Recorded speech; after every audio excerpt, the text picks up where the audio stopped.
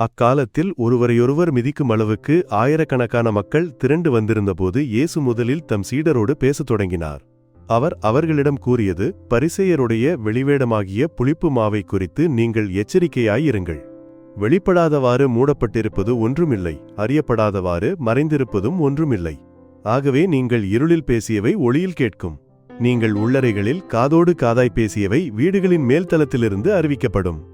என் நண்பர்களாகிய உங்களுக்கு நான் சொல்கிறேன், உடலை கொல்வதையன்றி வேறு எதுவும் செய்ய இயலாதவர்களுக்கு அஞ்ச வேண்டாம். நீங்கள் யாருக்கு அஞ்ச வேண்டுமென நான் உங்களுக்கு எடுத்து காட்டுகிறேன். கொன்றபின் நரகத்தில் தள்ள அதிகாரம் உள்ளவருக்கே அஞ்சுங்கள், ஆம் அவருக்கே அஞ்சுங்கள் என நான் உங்களுக்கு சொல்கிறேன். 2 காசுக்கு 5 சிட்டுக்குருவிகள் விற்பதில்லையா? எனினும் அவற்றில் ஒன்றையும் கடவுள் மறப்பதில்லையே.